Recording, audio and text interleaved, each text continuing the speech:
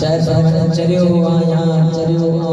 मोहब्बत में चरियो आया कयो मस्त महबूबन गिरेबत में खरियो आया चरियो आया इंदा अखन जो किया युवा वे त अखन राई तक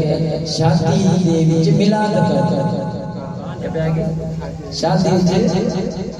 मिलाद हो गया केड़ा मजा सुभान अल्लाह इंशाअल्लाह ताला पूजा शाह पेश कर इंशाअल्लाह शाह के वक्त तासा मोहब्बत वाली नात बुदे से दोस्तां दा यो आख्या ने तासा कुछ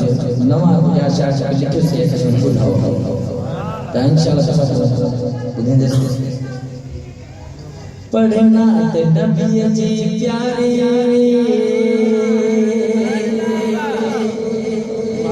पढ़ना ते नबी जी प्यारी ये रहमत रब जी जारी पढ़ना ते नबी जी प्यारी ये रहमत रब जी जारी रख सोने नबी सा यारी खुद खुश उम्र तुम सारी वो छड़े राज बजरे पर छड़े बोस की वो छड़े राज बजरे पर छड़े बोस की पढ़ना नबी जी प्यारी पढ़ना नबी जी प्यारी ये रहमत रब जी जारी रख सोने नबी सा यारी खुद खुश उम्र तो सारी वो छड़े राग जी तू बच्चर छड़े बोस की जी बच्चर छड़े राग जी वडो फंक्शन हुजे या शादी वडो फंक्शन हुजे या शादी थी सोहणे नबी जो मिलादी थी नात पढ़ण जो आदी शैतान जिथे बर्बादी वो छड़े राग जी तू बच्चर छड़े बोस की जी बच्चर वो छड़े राग जी तू बच्चर छड़े बोस की जी पढ़ना नबी जी प्यारी ये रहमत रब जी जारी रख सोहणे नबी सा यारी खुद खुश उम्र तो सारी छड़े राग जी तू बच्चर छड़े बोस की जी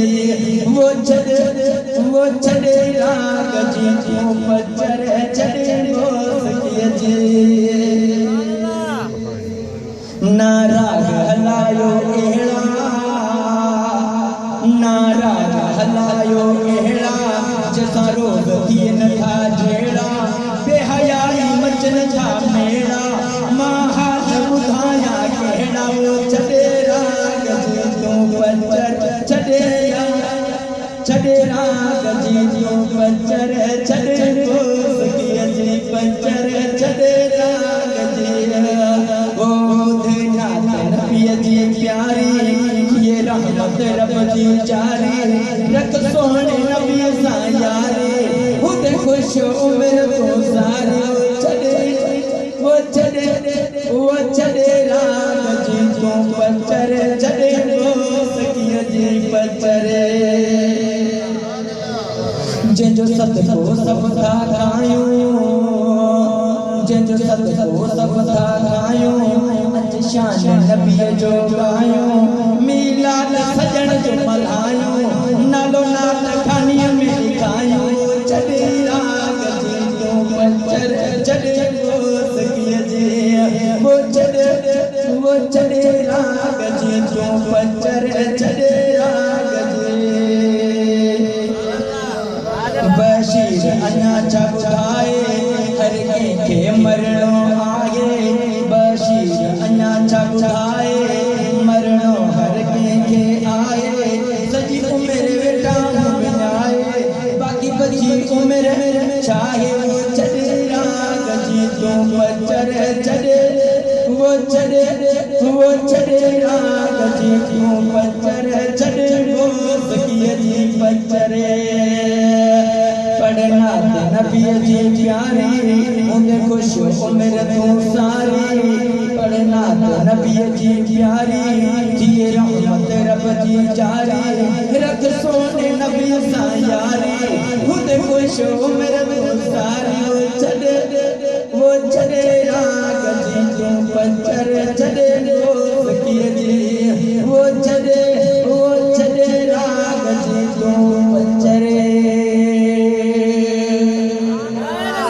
इंशाल्लाह।